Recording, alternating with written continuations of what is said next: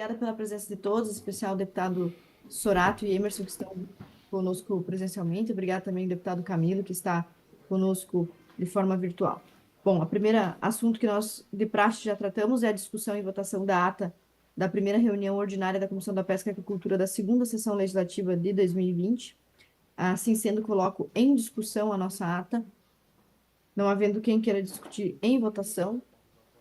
Considerando todos, unanimemente declaramos aprovada a ata da primeira reunião ordinária da Comissão da Pesca e Aquicultura da segunda sessão legislativa da 20ª legislatura. Os senhores devem ter recebido a pauta, nós temos um requerimento de número 46 na nossa pauta e outros 2 requerimentos extra-pauta. Então, vamos deliberar sobre eles primeiramente. Requerimento 46, de autoria do deputado Volney Weber, requerendo a constituição de uma comissão mista, formada pelos membros das comissões da Pesca, Aquicultura, Turismo e Meio Ambiente e também Assuntos Municipais. O objetivo desta comissão mista proposta pelo deputado Volney é apreciar o plano de manejo da área de proteção ambiental da baleia franca, APA da baleia franca. Coloco em discussão o requerimento 46. Deputada Ana, eu Não havendo- gostaria de rapidamente só manifestar o meu apoio a esse requerimento do deputado Volney Weber, bastante pertinente. A nossa região sul é muito atacada no litoral, seja nas praias do Rincão, Jaguaruna, Laguna e Imbituba, que precisam ter uma atenção melhor desta casa para que a gente possa conseguir modificar toda essa área de proteção. Então, meu voto é favorável. Muito obrigada. Não havendo mais quem queira discutir, colocamos em votação o requerimento 46. Quem tiver alguma objeção se manifeste. Não havendo manifestação em contrário, consideramos aprovado por unanimidade o requerimento 46, de autoria do deputado Volney. Extra pauta, nós temos o requerimento 51 de 2024, justamente requerendo a deliberação pela aprovação da participação do senhor Luiz Carlos Matsuda Júnior, membro da coordenadoria técnica do Sindip, que é justamente quem nós vamos ouvir hoje. Então, colocamos em discussão o requerimento 51, não havendo quem queira discutir, em votação, consideramos aprovado o requerimento 51. Ainda extra pauta, antes de ouvirmos o senhor Luiz Carlos, nós temos também o requerimento 52, de autoria desta deputada, requerendo a realização da audiência pública, de uma audiência pública, objetivando discutir o impacto socioeconômico do setor pesqueiro e as abordagens de fiscalização nas indústrias de pescados. Não havendo quem queira Deputada, discutir.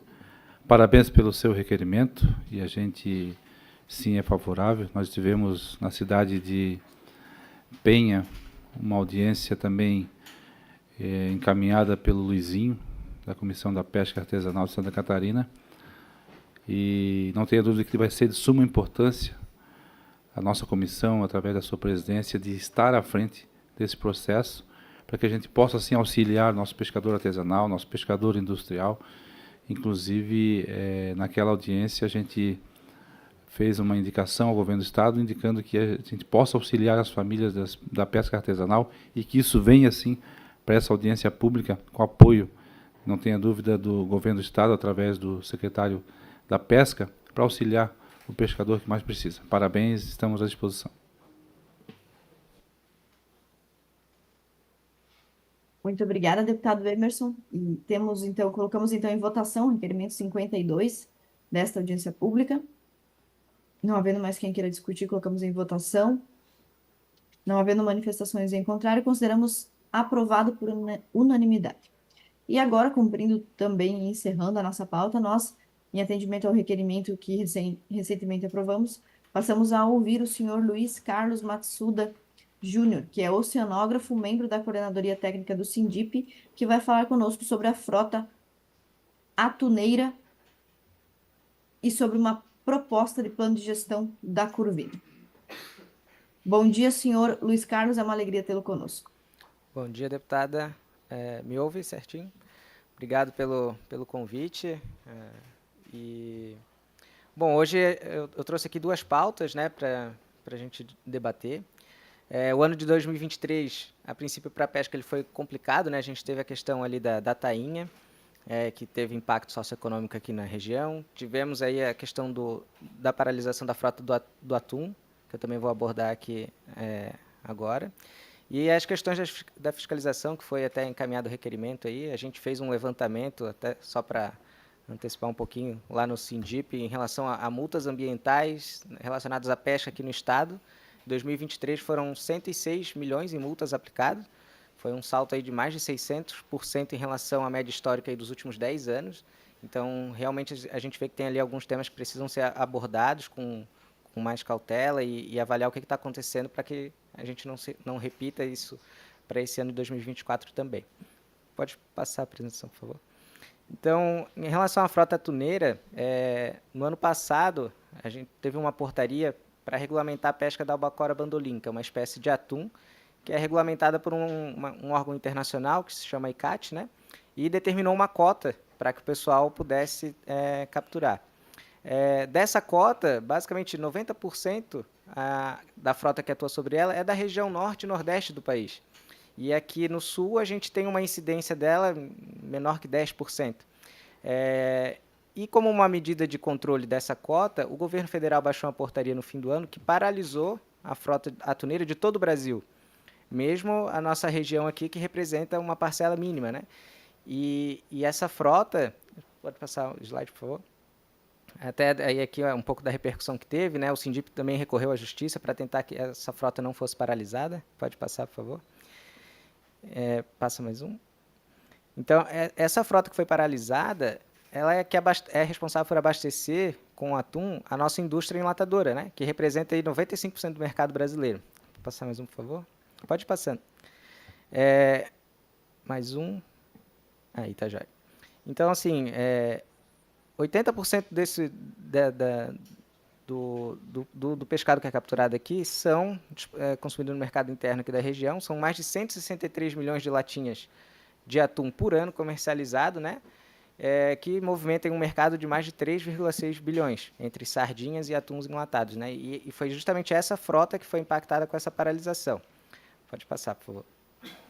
Então, aqui para a gente ter uma ideia de volume, esse é um painel que a gente criou lá no Sindip com dados da pesca, né, para a gente poder estar debatendo assuntos assim como esse, que a gente não tinha até então. E ali a gente consegue observar, né, a produção, né, são mais de 14 mil toneladas de bonito listrado, que é uma espécie que não é objeto dessa portaria, mas que mesmo assim foi uma pescaria afetada e que teve que paralisar a captura dessa espécie, responsável, como eu disse, por abastecer as indústrias de conserva, né? E essa paralisação se deu ali em dezembro, que se a gente observar, dezembro e janeiro, ali abaixo, no canto direito inferior, a gente vê a sazonalidade da produção, né? Então, em dezembro e janeiro é quando a gente está retomando ali a captura, e justamente nesse período o governo federal baixou essa portaria paralisando essa frota, né? Então, pode passar, por favor? A gente fez um levantamento interno ali com as indústrias enlatadoras, né? Foram mais de 2,5 mil toneladas de atum que deixaram de ser processado nas indústrias entre dezembro e janeiro por conta dessa paralisação, né? Com um prejuízo estimado aí de mais de 15 milhões de reais a toda a cadeia produtiva de Santa Catarina. Pode passar. Então, o nosso pleito em relação a esse assunto, apesar do Ministério da Pesca ele já ter indicado que esse movimento não vai se repetir esse ano, né? Ele fez uma indicação nesse sentido.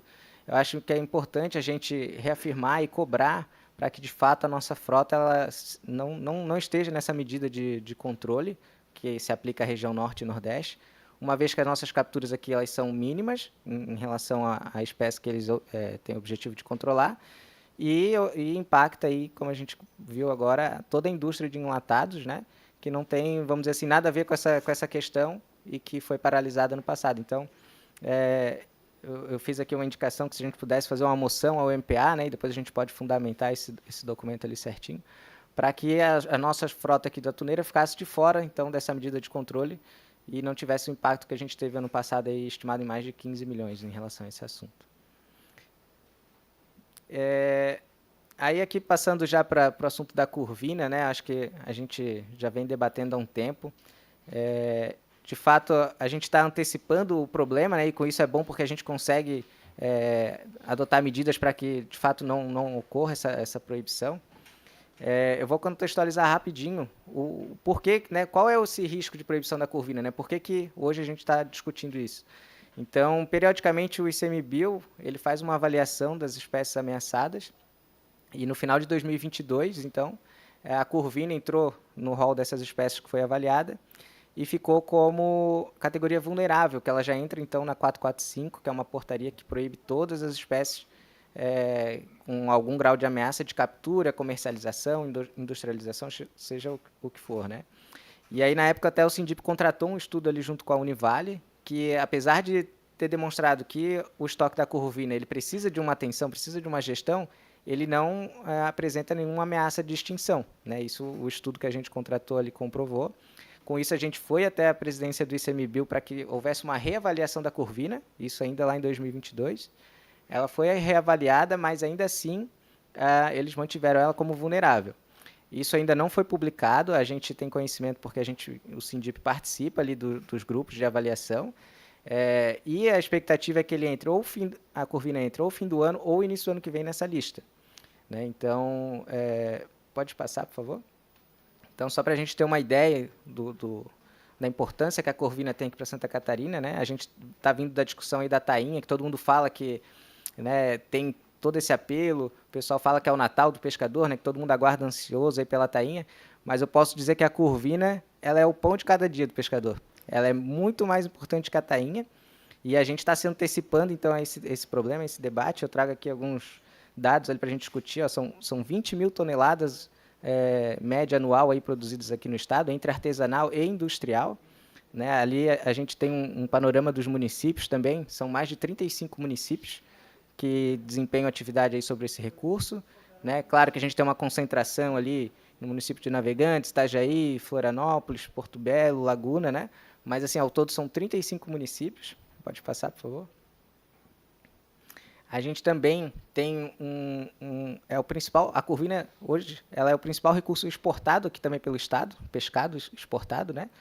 Então, representa aí quase 10 milhões de dólares anuais de exportação. É o principal mercado aí os Estados Unidos, a gente pode observar ali. Pode passar, por favor. Então, assim, um resumo, né? Em resumo, a corvina ela é a principal espécie capturada aqui no estado. Ela é a número 1 da artesanal e do industrial ela figura em terceiro. São mais de 20 mil toneladas, como eu mencionei, 10 milhões de exportação por ano. E se a gente fizer um levantamento com base no custo de venda, de primeira venda, né? Ela movimenta mais de 200 milhões de reais ano aqui no estado. Então, realmente é um recurso muito importante, né? São mais de 30 mil pescadores que a gente tem cadastrados aqui na região, né? A gente sabe ainda que esse número ele ainda é maior, né? Considerando que tem pescadores que ainda precisam ser regulamentados. E a corvina ela atinge as duas maiores frotas que a gente tem no estado, que é a frota de arrasto e de emale, né? São mais de 5.700 embarcações. Então, assim, para a gente ter uma ideia do problema que representa a corvina numa lista de espécies ameaçadas, né? Então, como eu disse ali, a corvina realmente é o pão de cada dia do pescador catarinense, né? Então, se qualquer restrição nesse sentido vai ter um impacto enorme aqui na nossa região, tanto artesanal quanto industrial, isso sem sombra de dúvida. Pode passar, por favor. Então, assim, de forma a se antecipar esse problema, né, considerando que afeta diretamente aqui a nossa região, é importante que a gente trabalhe numa proposta de plano de gestão da corvina, para que, caso esse plano ele não seja suficiente para retirar ela da lista, vamos dizer assim, mas ele ainda serve como um instrumento para que, quando ela entre nessa lista de proibição, como ela está numa categoria que permite ainda o uso, desde que aprovado com algumas regras, né, esse plano, então, ele possa servir como base para a gente não ter essa paralisação, essa interrupção da pesca, né? Então, a gente já teria um trabalho pronto, apresentado, que não precisaria ser discutido ali no afogadilho, vamos dizer assim, a corvina entrou na lista, vamos... E aí a gente sabe como é que acontece, né? Vem pressão da parte do meio ambiente, aí vem com restrições que às vezes não se justificariam, né? E aí, como tu está ali no afogadilho, acaba aprovando, e depois lá no ano seguinte que a gente vai ver o impacto que essas medidas vão ter no setor. Então, se a gente se antecipar, trabalhar num plano de gestão, eu acho que a gente vai estar assim, dirimindo bastante esse problema aqui no estado, né? Eu não sei, eu estava acompanhando aqui na Leste, a gente tinha um recurso que não foi utilizado, acho que de 300 milhões, eu não sei se pode ter alguma aplicação nesse sentido, né? Porque esse estudo, a gente avaliou ali, ele está em torno de 500 mil reais. Se a gente considerar que 200 milhões ano a corvina gera aqui para o estado, né, isso é menos de 1% do que a Corvina gera de receita para a nossa região, e que poderia estar sendo, então, de repente, mitigado se a gente adotasse desde já. Porque, como eu falei, a princípio a Corvina pode entrar no fim do ano ou início do ano que vem. Então, quanto antes a gente iniciar esse estudo, melhor. E hoje o que a gente está esbarrando realmente é na questão do recurso financeiro, para que a gente possa implementar e colocar, de fato, em execução esse projeto. Era isso, obrigado.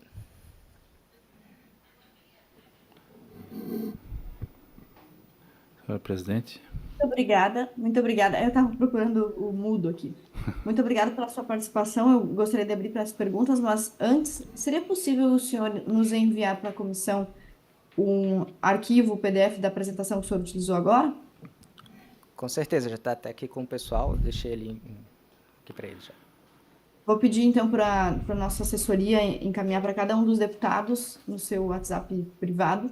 Gostaria de perguntar, questionar os nossos deputados Camilo, Sorato e Emerson se desejam perguntar ou fazer uso do seu tempo. Senhor presidente, só para enaltecer o trabalho da Sindip, gostaria que voltasse aquele slide ali, o penúltimo, fazendo favor. Se puder colocar na tela. O outro. Esse. Para ver a importância da pesca da corvina para Santa Catarina e para o nosso pescador. É importante também trazer essa demanda para a Assembleia Legislativa. A gente teve lá, naquele último evento, audiência pública, e é isso que a gente quer, estar ao lado do pescador, junto com a nossa presidente da Comissão de Pesca, os demais deputados, o deputado Sorato, que está aqui, nós que somos parceiros do governo do Estado, que estamos juntos nessa demanda, levar esse pedido ao governo do Estado, deputada Ana, deputado Sorato, deputado Camilo e demais deputados, para que a gente consiga, através do apoio que a gente tem no governo do Estado, junto às universidades de Santa Catarina, principalmente a Univale, que a gente consiga, sim, essa contrapartida aí, também entrando aí, de repente, no rol da universidade gratuita dessa demanda, para que a gente possa ter esse estudo em mãos, para que não aconteça, como você falou, lá ano que vem, que se vai pensar em alguma coisa para ir querer tirar a pesca do corvina do rol de peixes em extinção. Não, a gente tem que se antecipar, sim. Desde já parabenizar a nossa presidente da comissão, demais deputados e também do Sindip, por trazer essa demanda, por a gente realizar essa audiência pública, e tem todo o nosso apoio, e com certeza, é assim que a gente vai conseguir, deputado Sorato, justificar e conscientizar o governo federal, principalmente através do meio ambiente, de que essa pesca é importantíssima para Santa Catarina, para o nosso pescador, como a gente falou, senão nós teremos aí um cemitério de barcos em Santa Catarina, e isso que a gente não quer. Então, obrigado, parabéns, contem conosco, estaremos juntos nessa caminhada. Deputada Ana, se me permite também fazer uso da palavra, parabenizar o Luiz Carlos aí pela apresentação, nos trazer esses dados, que são importantíssimos. Eu acredito que o governador Jorginho Melo, quando criou, né, a Secretaria Executiva da Pesca, dentro da Secretaria de Agricultura, tem esse objetivo, que a gente tem um olhar diferenciado para a pesca em Santa Catarina. O nosso litoral é um litoral de grande porte comparado a outros estados brasileiros, e por isso que temos que ter esse olhar diferenciado.